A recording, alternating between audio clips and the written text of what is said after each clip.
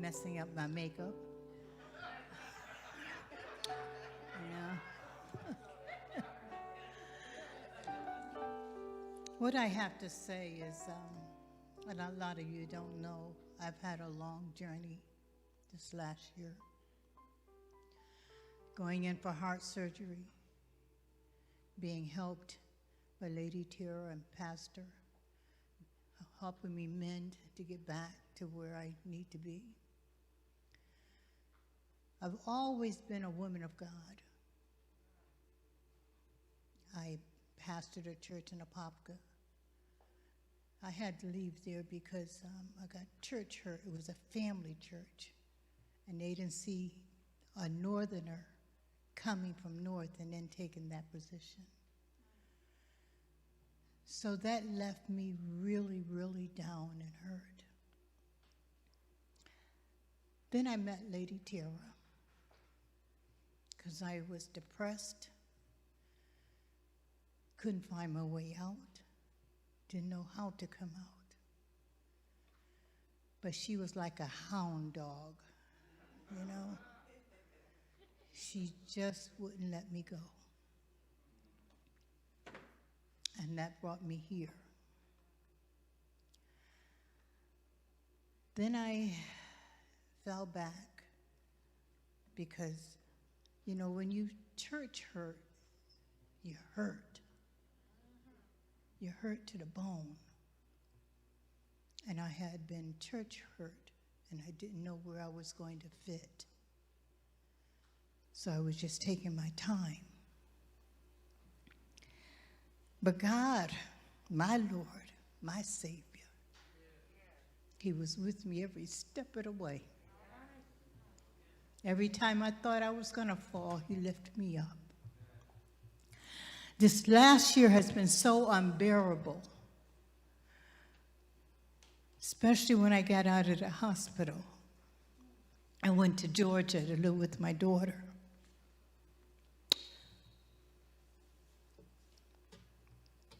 It was the worst time for me because you think, here I am with a heart problem, just getting out of the hospital,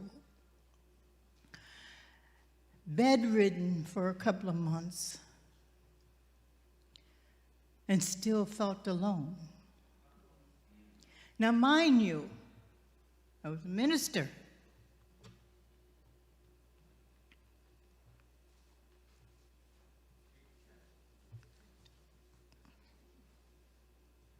But I fell.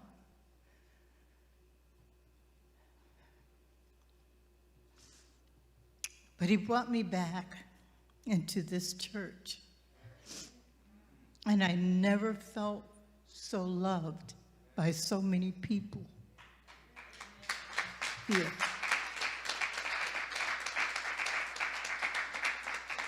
So with Lady Tara holding my hand and plucking my nerve, you know, she wouldn't let me go. She was like a hound dog. I mean,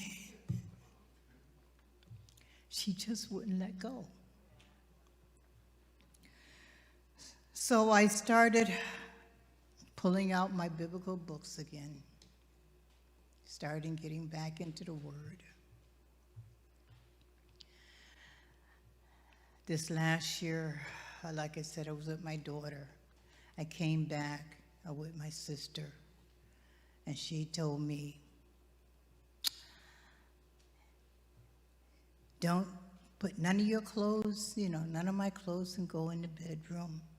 I had to put my clothes in the garage. You know, don't ask for nobody for a ride. And she's about 3/4 of a mile from the bus stop, and I'm still had to go through my appointments. So I walked those miles. You know, I walked. And this particular day, I was waiting for the bus. And my boo-boo over there, right there, saw me at the bus stop. Don't be looking around.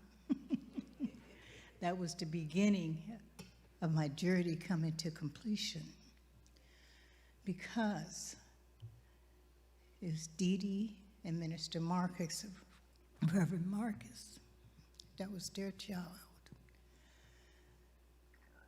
From that day, they never let go of me. I stayed with them for about 2 months, 3 months. And finally, I got stronger and stronger, and I went and looked for an apartment. I was ready now to step out. And she went with me. We signed a paper. She did all the talking. She can talk. I don't know what she said, but she can talk. She had them signing the papers, brought me down there, and oh my gosh. Well, lo and behold, they called me for an apartment. Had me come down, sign the papers. And mind you, when I signed the papers, they had a place for me right then and there that day.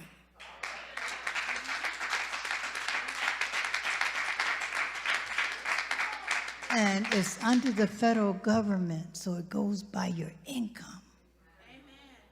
And it's downtown Orlando in a high-rise, 14 stories.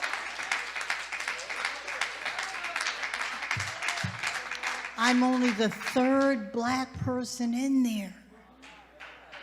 It's gorgeous.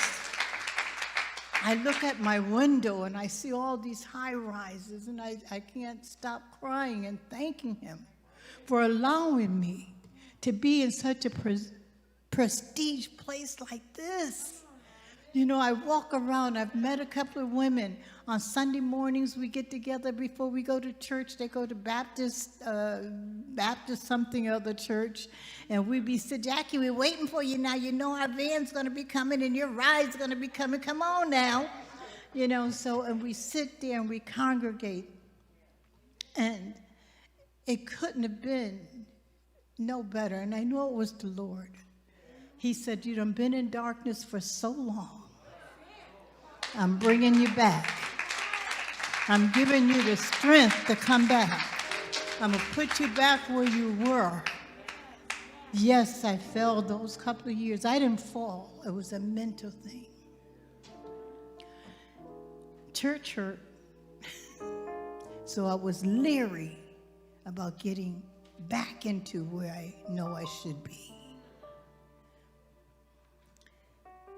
So now, I had a friend call me the other day and said, Jackie, I hear where you are. Can you put a word in for me? I go to the office and ask them, can I put someone on the waiting list? They said, well, Miss Jackie, we got a 2-3 year waiting list. I only been there a couple of months. And I was taken the very first day I went in there.